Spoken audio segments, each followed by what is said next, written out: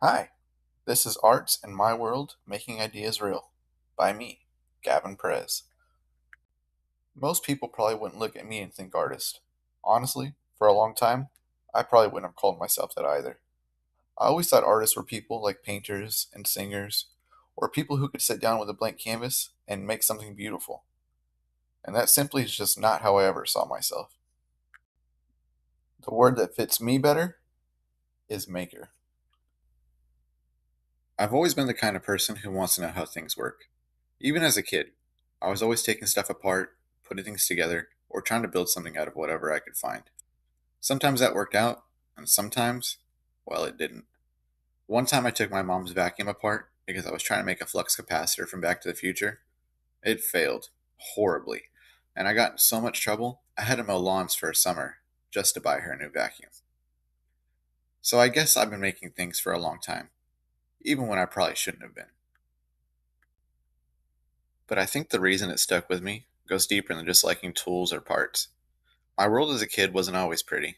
I had a rough upbringing, and movies became something I could hold on to. Those worlds felt bigger than what was around me. They felt safer, more exciting, and easier to get lost in. Star Wars, Indiana Jones, Back to the Future, Roger Rabbit, those weren't just movies to me. They were places I could disappear into for a little while. As a kid, I can only visit those worlds through a screen.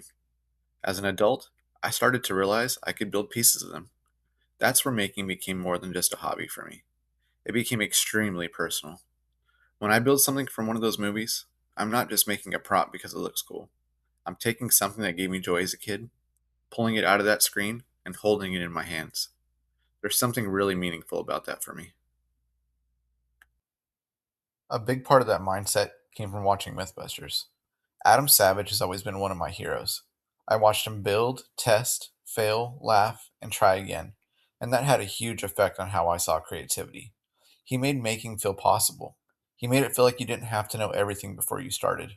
You just had to be curious enough to try and stubborn enough to keep going. And that's pretty much how R2 started for me. I saw a video online of someone who had built their own R2, and something in my head just said, I think I can figure that out. I found some simplified 3D print files, downloaded a CAD program, and started messing with it. At first, I was just learning. I spent months making small things, changing shapes, trying to understand how the program worked. And slowly, those files started turning into my own version of R2. R2 has been a 4 or 5 year project now. He's not really something I finished and moved on from. He keeps changing, because I keep changing him. The CAD files evolve, the parts evolve, I add things and fix things, break things and then fix them again, and honestly, that's part of why I love it.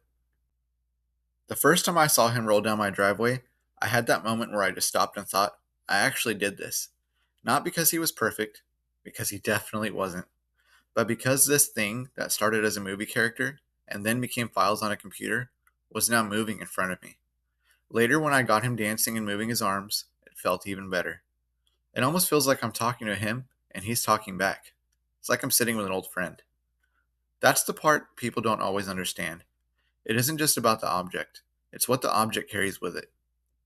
Of course, the process has not been pretty. I'm not some coding expert, and wiring has been one of the most frustrating parts I've encountered. I've fried boards, I've messed up code, I even burned my first R2 to the ground with bad wiring, which was a painful lesson to learn. My projects also have a way of taking over the house. Parts end up on the table, wires end up on the counter, tools end up everywhere, and to me it looks like progress. To everyone else, it probably looks like I exploded a junk drawer. I've also accidentally painted the kitchen table, so eventually some of my projects got kicked to the garage, which was probably fair. But even the mess is part of it. Making is not so clean.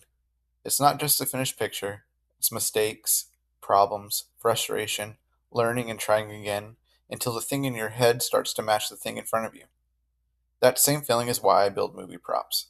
The Ark of the Covenant, my fertility idol, flux capacitor, Mr. Fusion, a tune gun from Roger Rabbit, they all come from worlds that meant something to me. Building them is my way of keeping those worlds close. It's not just collecting, it's creating. It's taking the stuff I escaped into as a kid and turning it into something I made with my own hands. And eventually, that same idea even showed up in a place most people probably wouldn't expect: my tarantula enclosures. I originally wanted to be an entomologist, so insects and spiders have always fascinated me.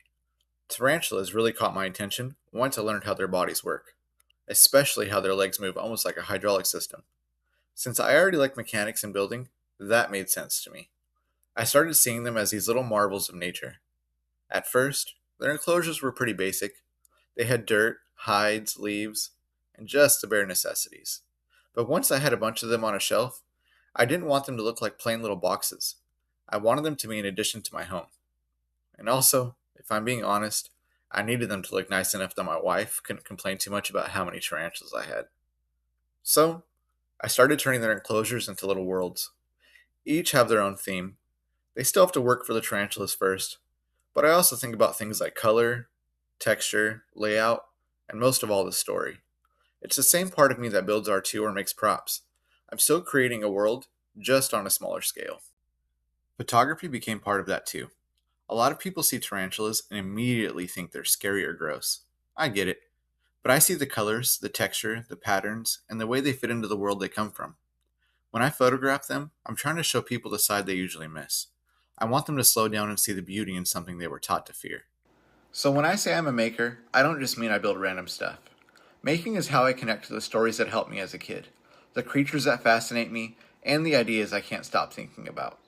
Whether it's R2D2, a movie prop, an enclosure, or a tarantula photo, it all comes from the same place. I'm taking something that matters to me and turning it into something real. That's why I think a maker is an artist. Art isn't only painting, singing, or dancing. Art can be building, cooking food, crocheting, or even working on cars. Anything where someone puts care, skill, and part of themselves into what they make. What I want people to take from this is that they might be artists too, even if they never thought of themselves that way. Maybe your art doesn't look traditional. Maybe it looks messy. Maybe it looks like a 4-foot robot from Star Wars. For me, being a maker is my art. It's how I take the worlds that help me, the creatures that fascinate me, and the ideas I can't stop thinking about and turn them into something real.